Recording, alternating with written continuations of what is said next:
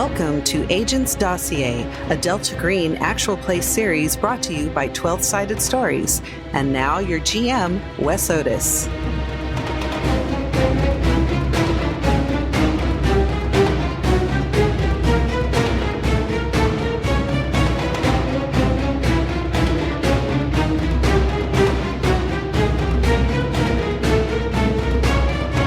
Hello, Patreon listeners. This is Delta Green's Agents Dossier, and I am here with some new players to this particular story. And so let's introduce them. Let's start with Pooja. Hi, I'm Pooja. I'm playing Neha Singh, a former military security contractor. And Jay. Hi, I'm Jay. I'm going to be playing Parker Allen, a former FBI agent. Cool. So you guys have actually already been in Delta Green for about 6 months. We are going to do a really quick flashback scene, one for each of you, about how you came to find out about Delta Green and how you two met and started working together. Now, as the cells are usually made up of 2 to 4 people, and they usually have code names that are part of whatever alphabet letter they've landed on. So A is obviously the top, so you're not going to be A. And I believe the other group, Michelle and Mac, I think they're M right now. So what letter do you guys want to be? And then you'll have to pick a code name that just starts with the same letter. So the other group is M, and I suppose we're newer than they are, so...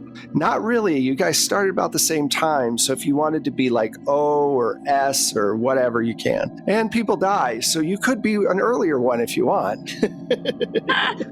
Just cycles right back around to the top. Yeah. What do you think? Oh, sounds fine, I guess. Oh, works. Okay. Yeah. All right, so what name, starting with O, do you want to use as your code names? Ocelot. Ocelot. Awesome. So Ocelot, I'll get behind that. Pooja? Well, if that's the case, Osprey? Osprey? It's a bird, right? Yeah, a cat and a bird. That sounds like fun. Yeah. Good combo. Sounds like a mid-1990s Marvel comic book. Oh, Ocelot yeah. and Osprey. Yep. Mm-hmm. Lots They're of all trying pouches. Lots of pouches. They're trying to knock Hawk and Dove off the... It's the new Cloak and Dagger team. Yeah, absolutely. All right, so let's start with Ocelot and describe your character, their name, and how they came to be in Delta Green. All right, so as I said, it's Parker Friedman Allen is his full name. He just goes by Parker or Park or Ocelot. And he was a career FBI agent, black guy, shaved head, sort of tall, very sturdy FBI, brown shoes, square jaw kind of dude. He is married. His wife is Janice, and his wife is an archivist and librarian. And I'm still not sure where she came across it, but she's the one who stumbled into the sort of mysterious goings-on. And the first place that I heard the name Delta Green was through her and through her research that drove her increasingly paranoid and obsessive until a couple of years ago she went missing, leaving me and our daughter Miranda, who's about 9, on our own. I would investigate, and I tried to get my FBI cohort to investigate with me. They all refused. Everyone just thinks she split on me. We had a slightly rocky marriage that was made worse by her descent into weirdness. And so after being frustrated at the FBI, I split. I hung out my own shingle for a while and continued her investigation, and that eventually led me to Delta Green. And they recruited me since I was on to them. Okay, cool. And have you personally run into anything that makes you believe that there are horrible things out there before you joined Delta Green? Not personally, no. I've not run into it. I believe it because I do believe in my wife, and she believed it. Her files were full of all sorts of very bizarre pictures that don't make sense and scribbling in notes, events that don't quite add up. So I believe that it's there, but I personally haven't seen anything yet. Okay. You are located in Virginia, Charlottesville, Virginia, and you've been there for a while. It's not very far from the FBI headquarters, and your kids have been going to school there for a while. And one morning, you're making them breakfast, and they're getting ready for school or whatever, and you hear a knock on the door. And when you open the door, there's an envelope with just your name on it. It just says Parker. Well, I pick it up and open it. There is a note from this guy named Jake Woodman, and he used to work with you at the Bureau. You guys were pretty close friends before you left, and then you kind of lost touch. And it just says, hey man, I came across this picture. I'm not sure where it was taken, but I thought you'd find it interesting. And it's this picture. It looks like there's a man standing and you see his back, and then you see a bunch of people in front of him with robes on, but with the hoods down, and they're on their knees. They look very joyous as they're looking up at him, and they kind of have their hands up. And in the front row is Janice. Oh no. And she has this kind of euphoric, strange look on her face. It's a black and white photo. Okay. Are there any identifying marks? Is there, on the back of the photo, is there a photo development place printed back there? Is there anything, a timestamp, a date, anything on it? There is. It just says on the back, Edna Bay Photo Processing. All right. Well, I get back in, get Miranda up and out to go to school. Okay. Keeping the picture from her. If she asks who was at the door, I'm like, salesman, send him away. Don't worry about it. Go to school, get her on the school bus. And then I go to the internet and then look up Edna Bay Processing. And where is that? Edna Bay is in Alaska. You know how Alaska has that little tail that comes down the coast of Canada? Yep. There's a bunch of islands. It's on one of those really small remote islands all the way out there. Can I call them? Yeah, sure. I call Edna Bay Processing. Hello? Hello, is this Edna Bay Processing? Yeah, it is, yeah. Yeah, you do photo processing there? Yes, we do. So I've recently come across a photo from a friend of mine. I'm trying to track down maybe who or when this was processed. A black and white photo of a number of people. Maybe there's other sets of these. They seem to be maybe some sort of religious sect. Does any of this ring a bell? Yeah, we have a lot of different people that come through here that come to see the town and the local. Look, I don't like speaking ill of them at all, but there are some funny people up here. Yeah, definitely. Okay. How long have they been there? Ever since the fishery opened, the cannery, we have a new cannery. It's a black cod fishing company. Suddenly, all these people started showing up, and it's just you think the new business is going to do you good, but it just doesn't. I'm so sorry to hear that. I'm really, really sorry. I was wondering, with these new people coming to town, do you get to know the new people? Do you get to know the new arrivals at all?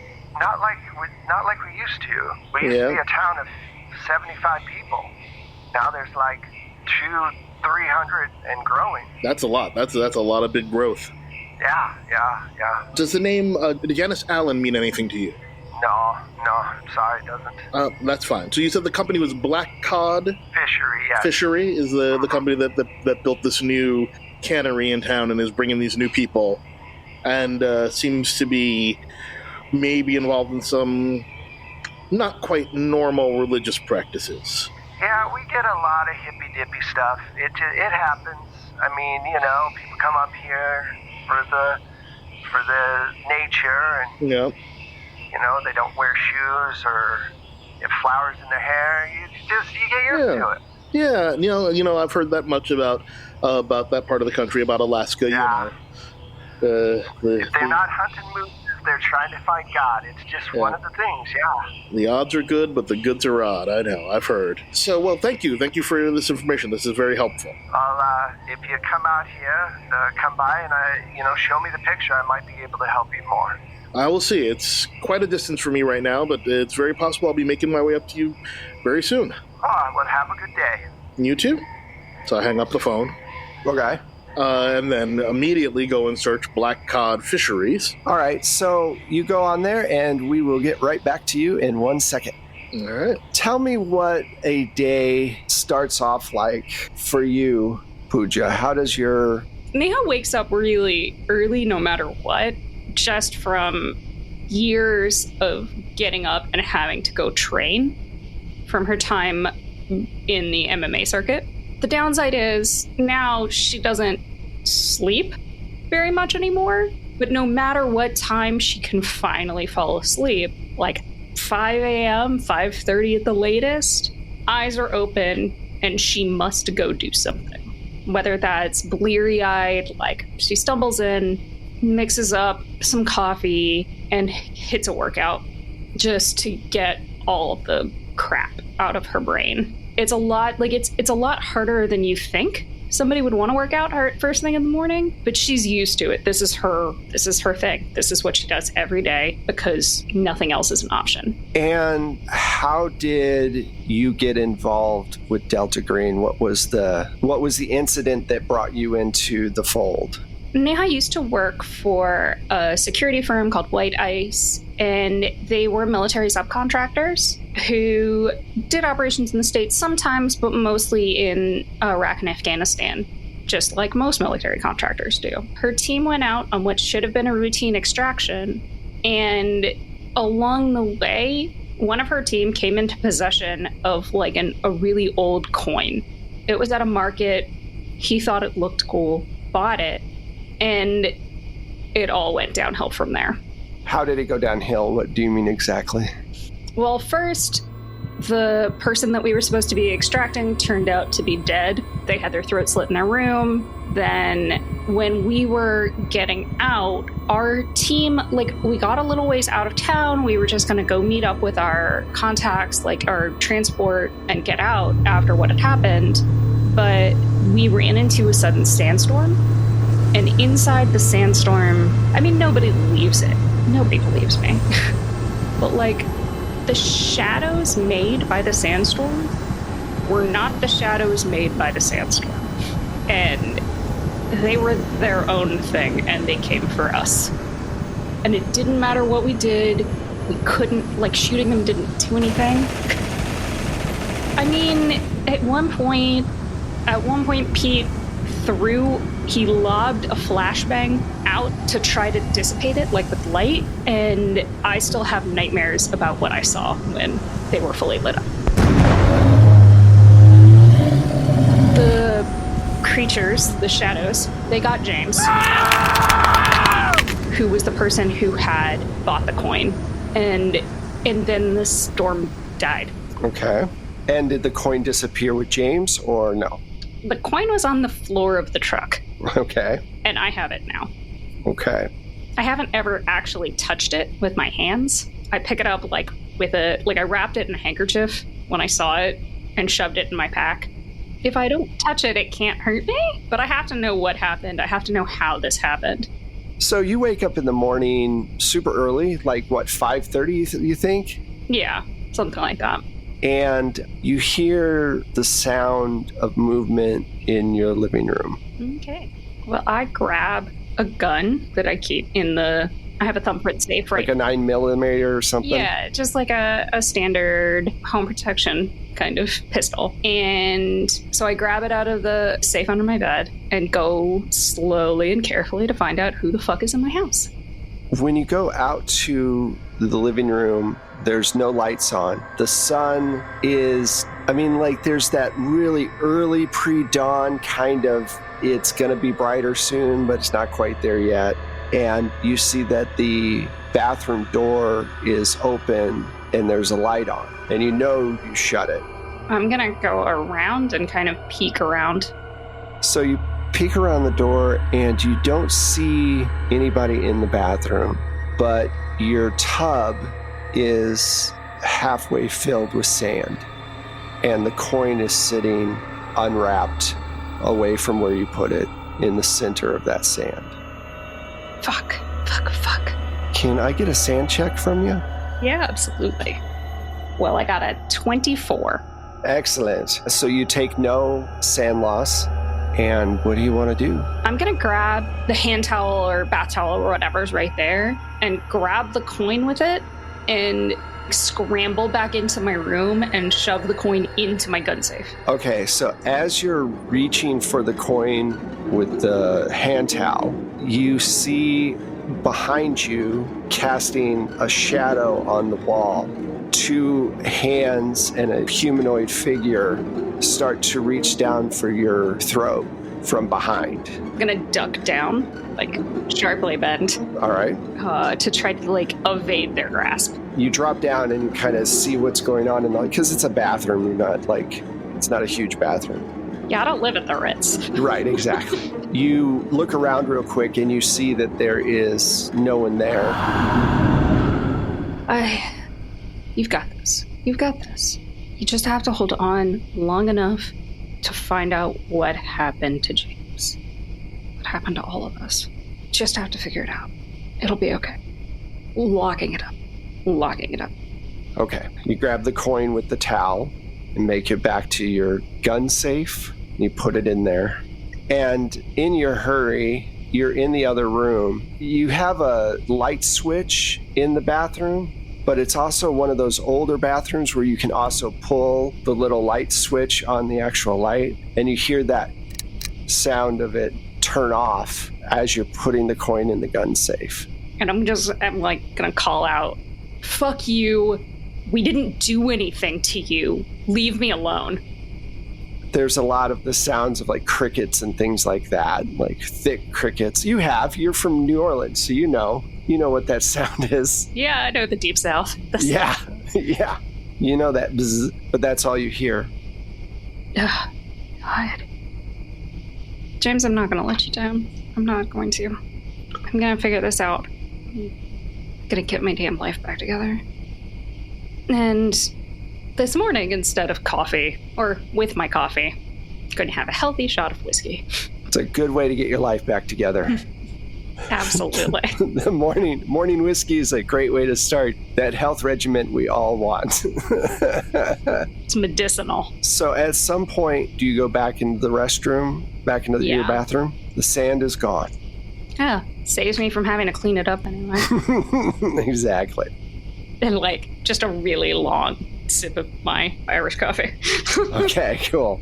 So, Parker. Yes. You were going to do some research on this black cod fishery, correct? Yep. Well, there's actually a small island literally off the coast, not far, maybe 20 minutes away from Edna Bay, called Black Cod Island. And it is associated with a indigenous tribe. The Haidea tribe basically owns the entire island, but it's basically their native lands. And you do research and you find that there's been a split in the tribe, and some of them are still living on Black Cod Island, but then there's a large contingent of the younger people who have moved to Edna Bay and have opened up this fishery. They are working for a conglomerate, some huge like craft or whatever, to basically go out and process local fish, and then they send like 1,000 pounds a month. So they're processing a good amount through there. There's not a lot of information, though, on the actual owners. You do not think that the owners are from this tribe. Got it. You are guessing that they are probably from, like I said, one of these big food conglomerates. There's not a lot of information. And a few months after they opened the fishery, there's this talk of this holy man. And they never say what his name is, but he basically has these people that follow him, and it kind of has a Jim Jones feel to it. That's not good. No, it's not. He's very charismatic, but there's not a lot of information about him, and you're not quite sure how he's recruiting. He didn't have a church in Boston, or whatever for 10 years before he moved them all to. They just show up as if drawn to this tiny island. Before the fishery opened, there was literally 50 to 75 people there, and it was just a mail point. Mail would come in from smaller communities, and then it would go out from Edna Bay. That is not what I thought you meant by mail point. You're looking at all this, and you're like, okay, you don't really see a connection between this guy and the fishery. You're not sure if there's a connection. Are there any pictures of him? Is anything actionable? Everything is his back, or he's being obscured by somebody, because there's pictures of the cult on the internet, but it's always other people. He's always, which is very odd for someone running a cult of personality. Yeah. I call up my buddy Jake. Okay. I was figuring you'd be giving me a call. I didn't know when they were going to be delivering that piece of information to you. Yeah, it arrived this morning, and I spent a little bit of time trying to figure out a few things, but why don't you tell me, where did you come across this? Jake is part of Delta Green as well. Well, so we know you've been searching for your wife, obviously, and there's been an open order to keep an eye out for any information that comes across. Now, just out of character real quick, Delta Green is incredibly segmented, and the reason that is because if you go cuckoo banana pants, they don't want you infecting a bunch of other people or causing damage to a bunch of other people, so they keep everything very segmented to kind of contain knowledge. Got it. Yeah, they, when you joined on, they kind of put out this order saying if we saw this person to, report it in. Anyway, it came up. I guess there was some kind of investigation going on out there due to the fact that all of a sudden this cult popped up in the middle of nowhere. They basically wanted to send people out there to find out what was going on. I don't have any information about what happened to that investigation, but this picture came back, and I was pretty sure it was her. So I thought I'd pass it on to you. If I'm being honest with you, I think that there's probably a pretty strong request in that picture. Yeah, I mean, I was thinking that, but I wanted to get a sense of what I was getting into. What happened to the team that was doing the investigation? Come on, man. You know they don't tell us that shit. Yep. All right. Well, okay. Well, I guess I know what I need to do next anyway. Right. Well, be careful. And get in touch with your handler. Yep. And before you go out there, just let them know. I think it's a little shitty to do it this way. They should have just said, hey, we need you to go out there. But, Yeah, well, listen. I'm at least glad to have a little forewarning is better than none. Well, be careful. All right. Thanks, Jake. No problem, man. All right, so what do you want to do? How do you want to proceed? Well, I go upstairs and start packing a bag. Okay. I guess I'll call my handler. You want to call Ostrich.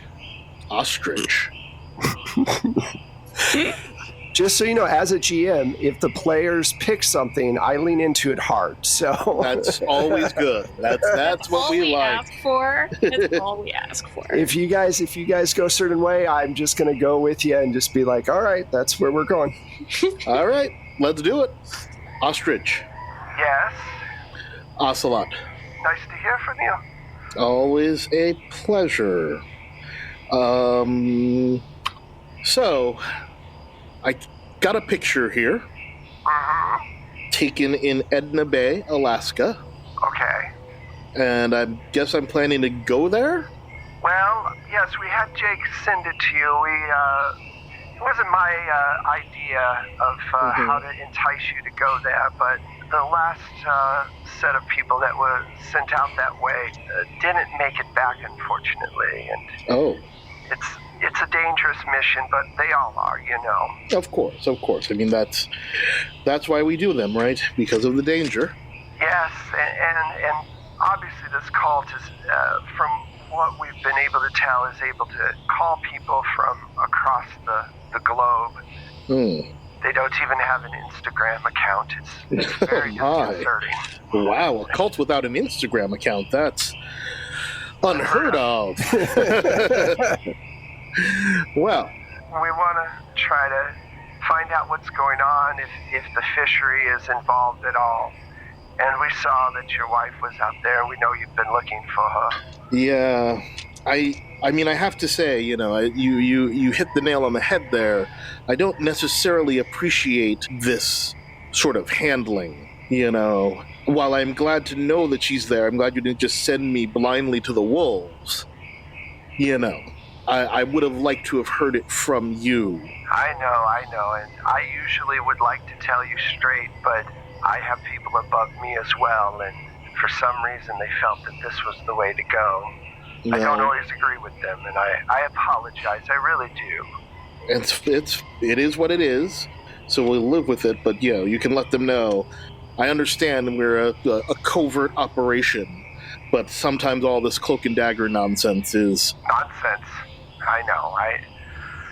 They do treat us like cogs sometimes, and I apologize for that. It's very difficult. It is. All right. Well, nonetheless, I guess I am getting on a plane. Not by yourself. What? Well, you can't go by yourself. Why? Because we deal with supernatural things that you need backup, of course. And Osprey is, not doing anything right now, and we both know what that means. Yes. Drinking at all hours in the morning. She is that way even when she has better things to do. True. There's no one else available, huh? Well, she's very reliable. She's just a little bit drunk. Drunk is the opposite of reliable, but again, if... She's the only one you got at this point, unfortunately. If you insist, then I guess I'm going with Osprey. Well, I mean, it's better than a rookie. Is it? Is it, though? It is. Okay.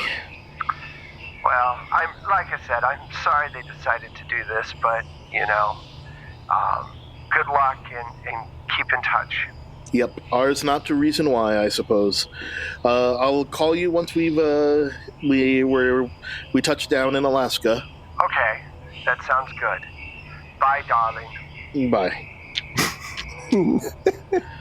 I note to myself we didn't actually talk about how I'm to get to Alaska and who is paying for my ticket. Oh, they pay for everything. They'll have... Jet? No, you're no. At least business class, so it's not too terrible. Okay, all right, fine. So, how many drinks do you have of your Irish coffee? Are you just having one or a couple? I'm just going to do one. Okay. And then work it out. You mean like go for a run? Yeah. Okay. So we'll say that you go for your run, a few hours pass, because obviously no parent gets up at 5:30 unless they have to, just speaking from experience. And we'll say Parker will give you a call after he gets off the phone with Ostrich, who, if you didn't figure out, is a nice older woman. Mm-hmm. Lovely. So yeah, I pick up the phone and I call Osprey. Yeah, what's up? It's... I need to hear from you. Listen, Osprey, it is what it is. We've got a mission. What wild goose hunt are they sending us on this time? Edna Bay, Alaska. Yeah, I could go for somewhere cold. All right. Be prepared to eat a lot of cod, apparently. Didn't Alaska... don't they have crabs or something? Apparently not. Apparently this island is all about the fish. So prepare for plenty of fish. Great. I'll pack some granola bars. Yeah, good idea. The car will be around soon. How hot are we going in? Well, they've already sent a team that didn't come back. But it looks like the situation on the ground, it's not, open warfare. Okay. See you. Yep, see you at the gate. So usually what they do is they'll have a cache of whatever weapons you usually use, and you'll get like money, petty cash and all that stuff. And the way that they do that is they have people in all different branches of the government moving money around. Now, you guys are part of the project, which is your branch of Delta Green is sanctioned by the government. So you guys have government spending money, which is a lot. We're going to fast forward to you guys do the trip, you eat the peanuts, and you make your way out there. I 100% did not count every drink Osprey had. Now, we have been joking a little bit, but does Osprey drink a lot or just... It's not a ton. I mean, she's still an alcoholic. It's not fall down, stereotype of an abusive dad situation. She's a high-functioning alcoholic. Right. You guys make it out there, and it is early September. And the difference between early September here in lovely Southern California and there is that up there is actually cold. Leaves are starting to change. And I mean, there's a lot of like evergreens. There's, you have to fly into a larger city and then take a boat to Edna Bay. Mm-hmm. You land on Prince of Wales Island. Thank you, England. And then you have to take a boat around the Horn to Edna Bay. It almost looks like, I don't know if you guys have ever seen Deadwood, but it kind of has that feel of like they just threw up wood buildings really fast. And it kind of looks like a Wild West silver town that is on the grow, And there is this facility at the back of town that is obviously the fishery.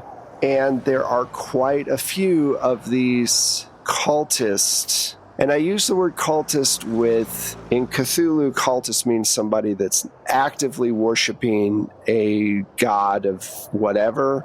I'm using cultists as in the 70s cults and stuff like that, just to discern the difference for people. You guys get there, you've got all your stuff, and you do get kind of a rundown of general information. The last team came in and they reported that they were going to check out the fishery at night and then were never heard from again. There were 3 people, they were heavily armed, and something went terribly wrong.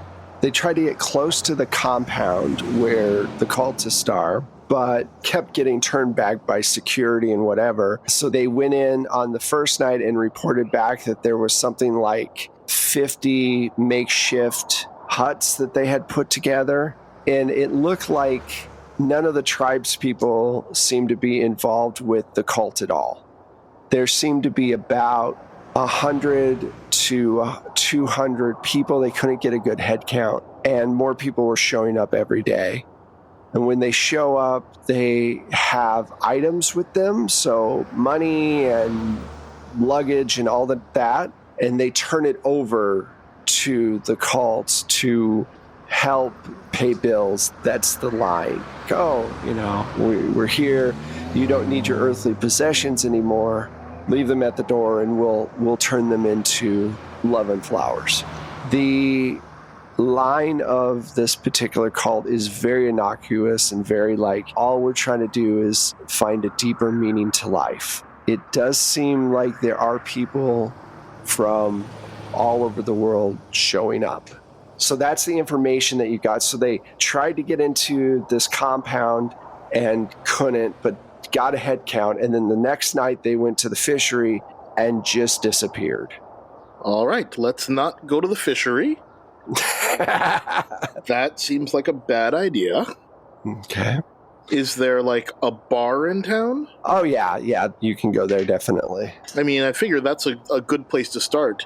We should probably start chatting up the locals and try to get a little more sort of human intelligence before we rush into the gap here, right? Right. I mean, let me ask you, is this the kind of deal that we're sort of required to identify ourselves as federal agents, or can we... No.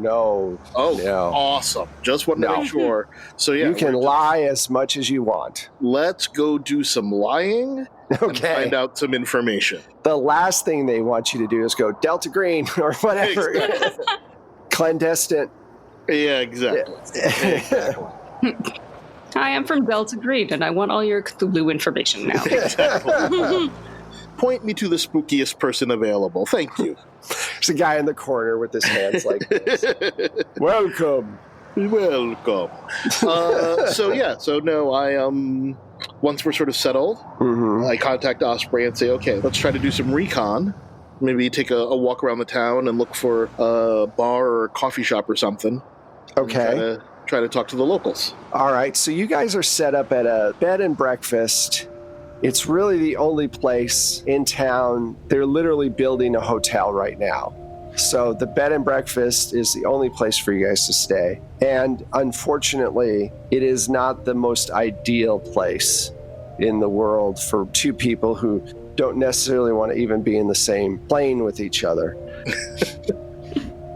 And the lady running it seems very nice. Her name's Charlotte.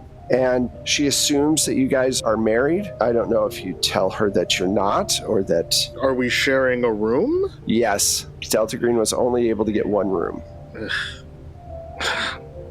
Is there more than one bed? Nope.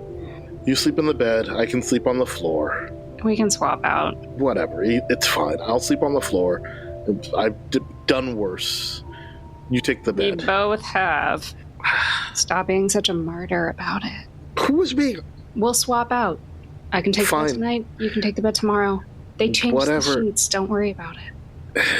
Whatever. It's fine. So, how do you want to play this? Well, I guess the easiest way to do it would just be that we came because we heard about the new religious group. And we're interested in joining up, but we're not 100% sure yet, and we wanted to get the lay of the land before we made a commitment. Okay. I mean, I'm a little worried about us getting into the compound and having to give up our worldly possessions, you know what I mean? How many worldly possessions did you bring with you? I'm thinking of a very particular kind of worldly possession that would make getting out of trouble a little easier. I don't think penises work that way. Wow.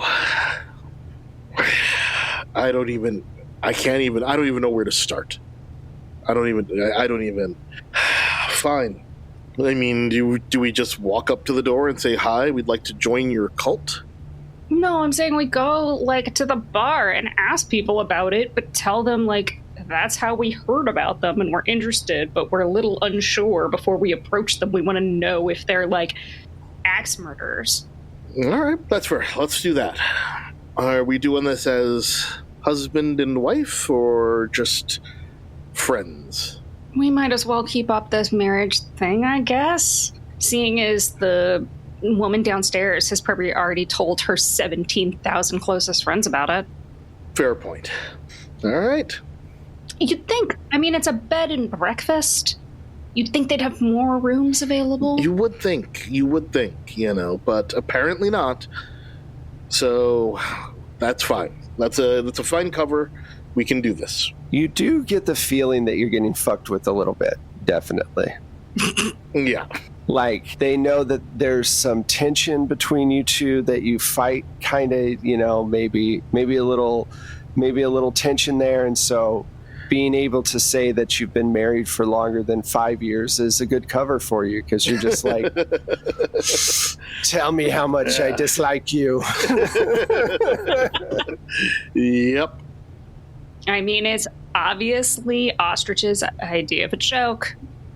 She should read fewer romance novels. Yes. Because the stuck with only one bed trope shouldn't be combined with enemies to lovers. Yeah. Fewer Sandra Bullock movies. All right, cool. You guys head out to the bar. The bar is called Hook and Net, to go with the fish theme that the city has. Have you guys ever been up to Big Bear? Mm-hmm. Every single thing up there is named after Little Bear, Big Bear. That's the same thing that they're doing here. Everything's fish this, fish that, hook that, whatever. So the bar is packed with people, and people that are here to join the new religious path usually they don't have shoes on or they have sandals, and they look very stereotypical of the kind of the new agey movement. So how do you guys want to approach this? What do you want to do? I'm gonna get us some drinks. You want to find the most friendly folk? Yeah, I'm gonna actually try to find a townie Okay. instead of one of the cultists. I'm gonna look around and see if you're gonna go to the bar, see if you can chat up the bartender, and I'm gonna look for the friendliest looking townie. If they got a pool table, I'll go maybe put my name up for the pool table. That is probably where the most townies are. So yeah, there's some people hanging out by the pool table playing. You go over to the bar, Osprey. What do you order? I am small town bar, so I'll get whatever, like a pint of. The cult actually makes their own IPA, if you want to give that a try. That's disturbing in the extreme. But the IPA isn't for me. It's for Ocelot. I'm getting a double well whiskey. So they turn around and they take your money and they put down the 2 drinks, and then they put your change next to the 2 drinks. And as you're reaching for it, you notice that the coin is sitting there on top of the 2 bills that you left in your gun case all the way back in Virginia. And that's where we're going to stop it for tonight.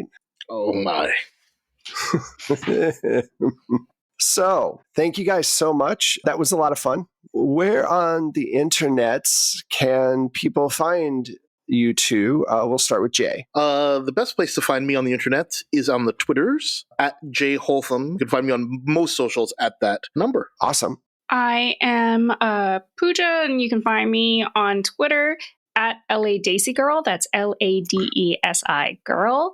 And everywhere else as Forgotten Saves. Well, thank you guys so much for playing. I really appreciate it. And thanks to everyone listening. Thank you for being Patreon backers. We really appreciate the support. We will hopefully talk to you very soon with part 2 of this little adventure.